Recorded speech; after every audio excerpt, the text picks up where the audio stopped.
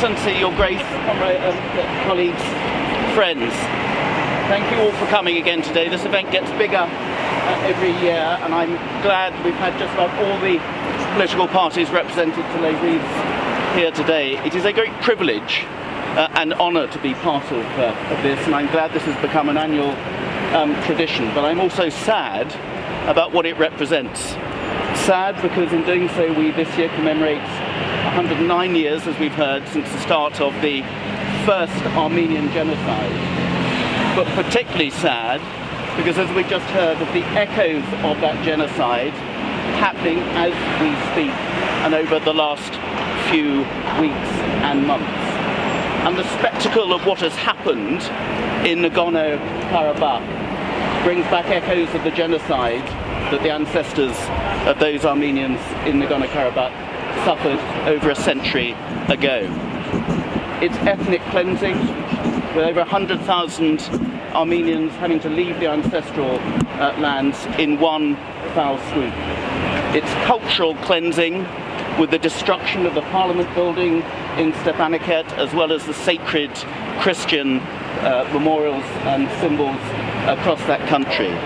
But it's also the ongoing threat to the sovereign territory of Armenia itself, part of which remains occupied, and part of which the Azerbaijanis have the audacity to refer to as Western Azerbaijan, an entity that never existed in history and has absolutely no validity today.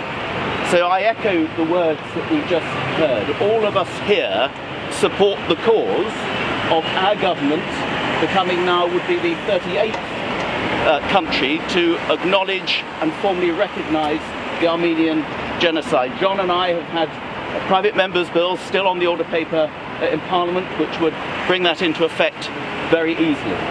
There is no excuse for that not happening. So those of us in Parliament and in the future will continue to lobby for that. But it's important that we are here today.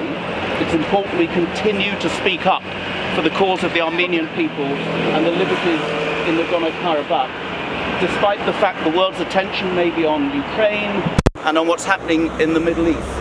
There is a historical, ongoing, clear and present injustice still going on in those Armenian territories. And in being here today, we again draw attention of the world to those injustices, and we will not be silenced. And I'm grateful for all of you being part of that here today. Perhaps I can invite representatives of the other parties to say a few words as well. Jess or John from Labour, would you like to say something, or carry on? Don't squabble over it. One of you, just very quick words from each of the parties just to endorse. John, Labour. Very briefly, because my voice is giving out because I've had a rotten cold for a couple of days.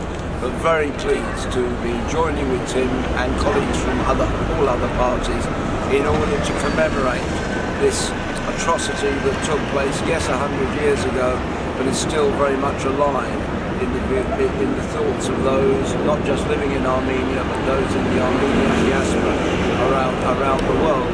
But the indignity that they are still facing. It is about remembering the past, ensuring it is not repeated, but also ensuring justice for Armenia and for the Armenian people going forward into the future. John, thank you. Yes. Thank you for the invite today. It's a pleasure to be with you all. I think we will not forget the lessons of history, but do we learn from them? And I hope we can all come together to take this forward and get the recognition for the genocide that it should have. Will Williams from Plaid Cymru. I'm very pleased to be here today to support this cause. Having visited Eastern Anatolia a number of times, I've seen the architectural remains of what's happened of the Armenian community there, the churches which are no longer used, and I've heard of what happened 109 years ago. Of course, we have been aware of what's happened recently in Karabakh.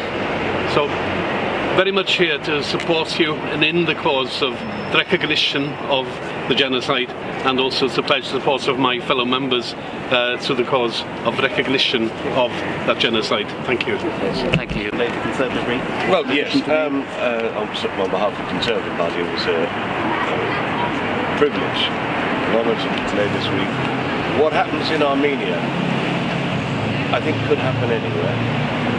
And so we, in the West and elsewhere, should stand up to this kind of naked aggression, because anywhere could fall victim to this kind of aggression, as we've seen in Ukraine. So it may start on a small level, but it can grow. So we're doing a good thing here by remembering that terrible event 109 years ago and recognising what's happening right now in Armenia. And we must continue to fight for recognition by the UK. Your Grace Bishop Hovagim, dear members of British Parliament, compatriots, members of UK Armenian community. First of all, I wanted to wholeheartedly thank Team U, the all-party group, and everybody from British Parliament being here and commemorating with us this solemn occasion, the 109th anniversary of the Armenian genocide. On this occasion, of course, I wanted to stress that the British government and people, they know about this from many, many occasions.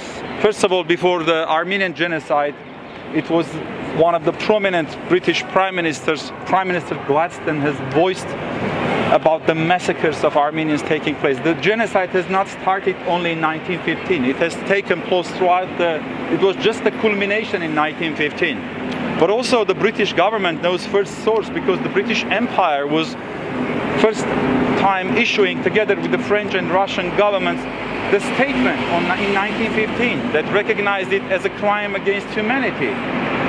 So, and of course, in addition to that, everybody is aware that, you know, prominent historians such as Arnold Toynbee and a member of the House of Lords, Lord James Bryce, were the one who comprised the very important book called Blue Book, which, you know, compiles all of the information, an eyewitness account from British first sources.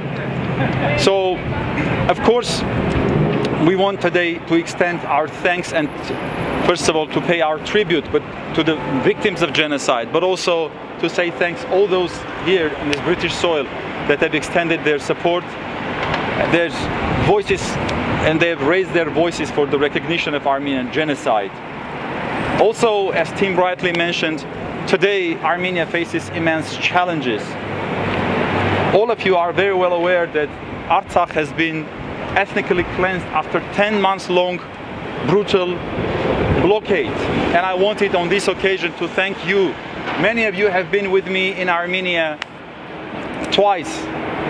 The British delegation visited, and they were there at the entrance of Nagorno-Karabakh, and they were not able to make it to Nagorno-Karabakh because already, you know, we were at the brink of the blockade. But this ethnic cleansing once again shows and demonstrates clearly that the aims of Azerbaijan and Turkey have not changed in relation to the Armenian people. So the recognition, when we're talking about the recognition of Armenian genocide, this is not only about theoretical, you know, recognition or paying tribute. It is about modern day Armenia, about preventing those atrocities today and making Armenia stronger and more resilient.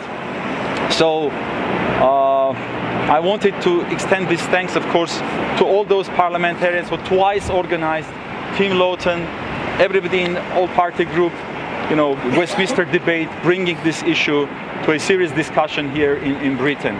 Once again, thank you very, very much for your support and your presence here, and I'm looking forward to continue this fight together here with our friends. Thank you very much. Great privilege visiting Artsakh and Armenia, of course, many, many times. And very sadly, we were there most recently in Armenia when the ethnic cleansing was beginning, and the Armenians were having to leave their holy land in their hundreds. And so our thoughts are very much with your people, and it's wonderful to see so many people here who do recognize the truth of the genocide and who are here to remember that truth, but also to pay our tribute, and I do pay my tribute to the Armenian people for holding your front line of faith and freedom for the rest of the world. You pay a high price for it, and you are paying a high price today. Azerbaijan is encroaching more into Armenia itself, needs a lot of prayer and a lot of political action. If I can look at my colleagues in the other part of Parliament, I think we really do need to highlight with the British government the atrocities being perpetrated against the Armenian people by Azerbaijan at the present, with further encroachment in their land, and of course the ethnic cleansing from the Holy Land of Artsakh. So it is a privilege to be here, and once again I'd like to say thank you to Armenian people for still holding that front line of faith and freedom for the rest of the world, and we're here to support you and to pray for you and to work with you and for you. So thank you, Armenian people. Dear MPs, brothers and sisters, earlier today I submitted an appeal to Prime Minister, supported by prominent religious leaders in this country, Orthodox, Anglican, leaders of ecumenical organizations, and of course supported by Caroline Cox and other peers. It is today a recognition of the Armenian genocide.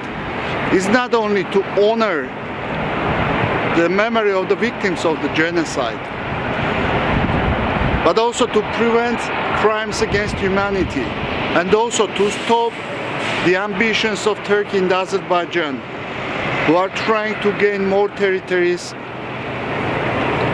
from Armenia, using this situation that has been created in the world because of wars in Ukraine and in the Middle East.